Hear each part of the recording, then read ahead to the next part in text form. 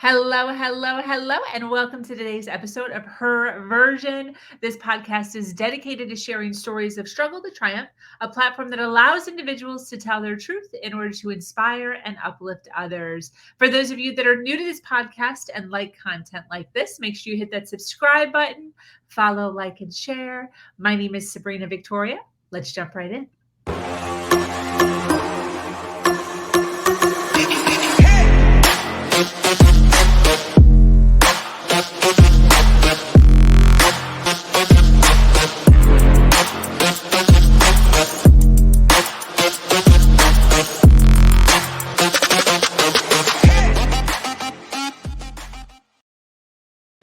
I love it when we have people jumping on like before I even get done with the intro. It's so awesome.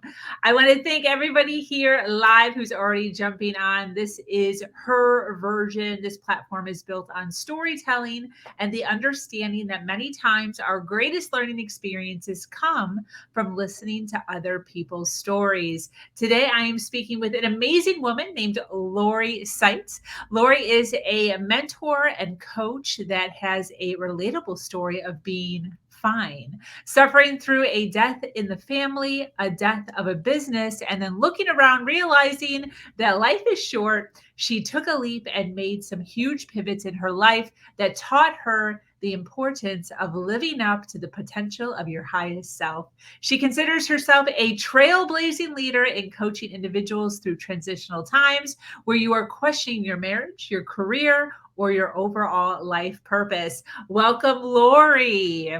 Thank you so much for having me. I'm excited to be here. Yes. Thank you. I so appreciate the women who take some time out of their day to hang out with me, share a little bit of nuggets and journey, because that's how these podcasts work, right? If we don't have people coming on being vulnerable, telling their story, then the podcast doesn't exist. So I appreciate you, like I said, taking some time and chilling with me. Where are you from, by the way?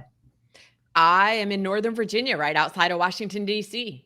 Northern Virginia. So we're both on the East Coast. Yes. Yes. Yes, I love that. Well, I would love to just kind of jump in. I know we have a lot to cover, and I'm super excited for all the goodness you're going to be sharing with us. So I'd love it if you just took few minutes to kind of give us a roundabout version of, where you're from, your story, your journey up until where you are now, and then we'll kind of like dive in and dissect it all. Is that cool? Okay. Sure. Awesome. Yeah. So I'm the oldest of two, and the oldest, from on both sides, the grandchild, like, here's your princess. And so That's great. So I was raised to believe I was a princess. Everybody called me that. And I don't want to say like an idyllic childhood, but kind of like I hear all these crazy stories from other people, but I had like a perfectly normal, like suburban childhood growing up. All right, I'll tell you, I grew up in New Jersey, but I got out as soon as possible. So don't hold it against me. But yeah, came down to Washington, D.C. to go to school, fell in love with this area. I mean, Northern Virginia's home for me. So that's why I'm always, And then what else? Met the guy that I married when I was 23 years old. Wow. And we were together for almost 30 years. Wow. And it was just, everything was great for a long time until it wasn't. And sometimes it feels like, okay, I hear these stories of people who have such big transformations because they've been through so many traumatic events. And I can't say that I have any real traumatic events that have happened in my life. I recognize and understand and appreciate how blessed I've been. And at the same time, there have been places where I've needed to find courage, even when there wasn't something catastrophic or traumatic happening. I think that's where we can all tap into, all right, it doesn't matter what your life has been like. There are human experiences that we all go through on different levels. 100%. 100%. What's so funny about, not funny, interesting. I was just on a panel this weekend. We were talking about self love, and holistic healing. And one of the topics that came up brought up this story with this woman who was on the panel. And she was talking about a traumatic event that happened to her, but like wasn't traumatic. Something about a bicycle. Like the bicycle was in the wrong spot, but then she was told it was this, and blah, blah, blah. But she like held this story in her mind into adulthood, and it gave her a version or an identity of like, you're a liar or whatever it was. I don't remember exactly what it was, but she like carried this into adulthood. So she was actually talking about how, people view like trauma or triggers or whatever as like they have to be these huge catastrophic things that have happened, but in essence they're like sometimes really little. Yeah, right. What is the story your mind made up about it? Yes. And how does that affect you moving forward? Yes, 100%, 100%. So you talk a lot on your platform about being fine, and you kind of just stopped right there with the marriage. Can you kind of go into a little more depth as to you're fine, right? Yeah. Yeah. Everything's Well, good. yeah, What everything's fine. happened? Well, that's the thing. I mean, everything kind of, it was great in the beginning, and then life happens and things became fine. But from the outside, that's the thing.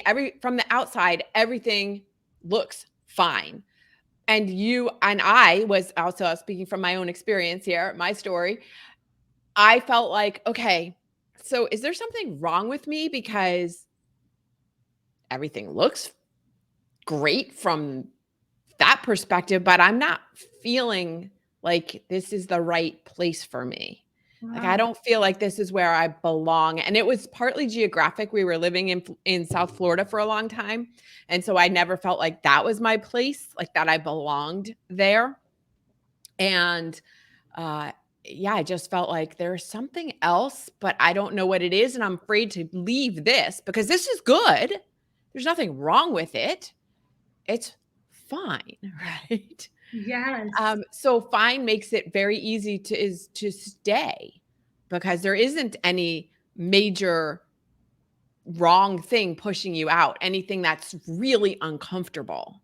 Yeah. Fine is comfortable. It's like a warm blanket. Yeah. But that doesn't mean that you should stay under that warm blanket for your whole life and never explore what else could be outside of the blanket. Yeah. Definitely. Do you think there's a lot of people that live there? Yeah, I think the majority of people live there. Do you think And that's bad? because I don't know that I can put a judgment on it and say that it's good or it's bad. Some people, it's always a choice. So it's bad if you feel like you don't want to live that way, but you are keeping yourself there anyway because you're afraid to leave.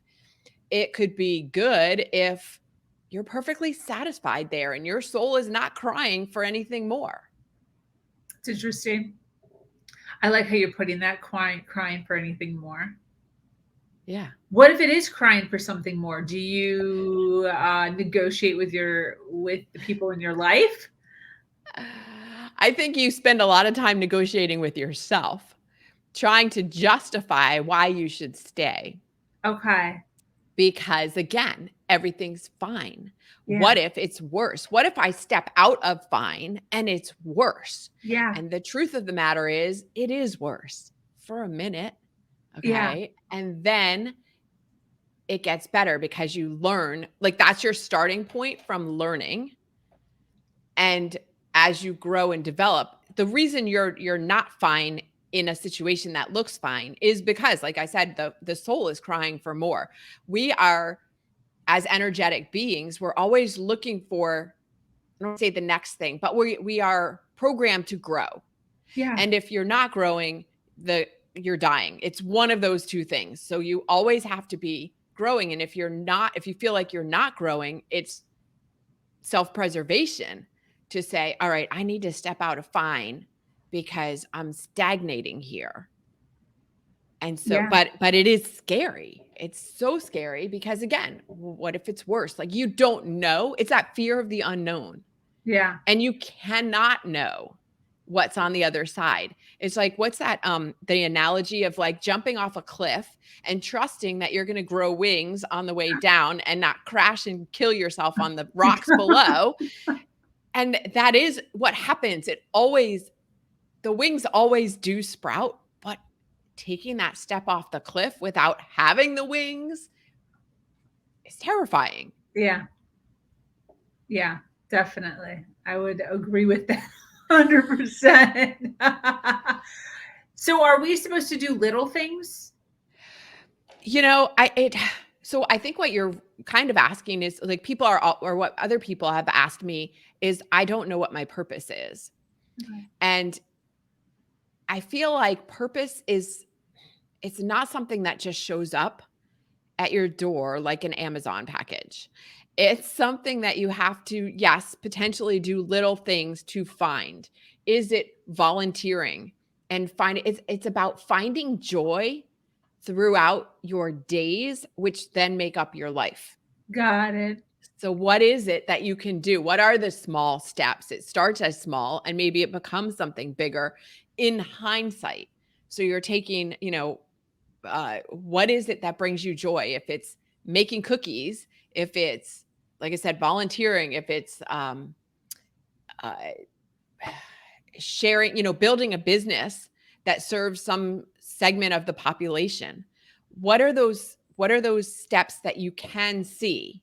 Yeah. As Martin Luther King had a quote about seeing the whole staircase, about not just take the first step even when you can't see the whole staircase. Yes. And that's really how we have to live our entire life. Yeah. Because you can never know what's at the top of the staircase until you start climbing. And even then, you may think you know what's at the top. And as you get closer and closer, it's completely different than what you thought. Yeah. Yeah. Good and bad. There's good and bad stuff up there. Well, and again, I think good and bad is an interpretation that we as humans create, because I don't think that that life is lived. Life is meant to be a series of experiences, and we label them as good or bad without knowing what the greater purpose is in having them. Yeah, 100%. This could go down a rabbit hole real fast right there. In your journey, though, I want to ask, what's the biggest challenge you've ever had? What'd you learn from it? It was leaving the marriage. That was harder than anything I have ever freaking done. And I think that's part of the reason why I didn't do it sooner, even though we both knew the relationship wasn't serving either one of us anymore. But we stayed because we were afraid. And also, like I said, because everything was fine. The biggest lesson was that I can do hard things, and I can do them by myself, essentially. I mean, because I say by myself, and that's not 100% true, because God, I'm so grateful for my friends, because I do not know how I would have gotten through that experience without them. But I'm saying by myself because everything up to that was my whole adult life was spent with him. So we were always a couple. And so stepping out to do this thing on my own. Yeah. I want to ask, because I actually have a hard time with this, because I tell my story often. And one of the things that I talk about is how you have to save yourself. Mm-hmm. And I have a hard time with this because I believe you have to save yourself, but there's also people around us sometimes that have lent out a helping hand at some point, for a day, for a week, for an year, for money, or whatever it is. But I still feel like I saved myself. Like, how do you explain? Because you're like, I saved myself. Well, you didn't exactly use those words, but I also had my friends. Yeah. How do we word that to people? I was the one that had to take the action Yeah. to start that ball rolling. I Yeah. was the one that had to have the conversation in the first place that, hey, this isn't serving either one of us. We need to change things. I'm going to leave. Yeah. And I had to have that conversation 4 times before it actually became like, okay, before it clicked for him. Wow. Mostly. But also partly for me, I guess. So I had to take the initiative and set the intention for that and then do it. So in that way, that's how I had to save myself, as you put it. Yeah. And then all the other forces can come in and support. Yeah. I love that. So true. Because I think sometimes there's a little misconception there of people waiting around, waiting for other people to save them. Mm-hmm. And nobody Right. comes. Right. No one is coming if you aren't going to take the action, that first step. Just all you have to get in that first step. Yeah. And then the forces of support come in to help you. But right, all of those forces can be there willing and waiting. They can't do anything until you make that first step. They can't have that conversation for you. Yeah. They can't make that decision for you. Yeah. And you do it when you're ready. So a lot of friends would be, well, you can clearly, we can see this, you're not happy here. You need to do this. And if they can talk all they want, they can see what they see. And until you're ready, until I was ready, I wasn't ready. Yeah. Totally. Yeah. Because I even have a little bit of guilt with that because my parents tried to save me at one point. Mm-hmm. And I went back. I had a friend who tried to save me at one point. Mm-hmm. I went back. So I have like a little bit of guilt of like, I had to save myself, but then there's still this like weird, like some people did try to save me, Mm-hmm. but I love what you're saying because it's like, doesn't matter if you're not ready to do it yourself. Yeah, right. You have to be ready and then it can happen. And until that point, there's nothing anyone can do. Yeah. Again, they can support you in your decision to stay or to leave or whatever your decision is. Yeah. But until you're ready to take that step. Yeah.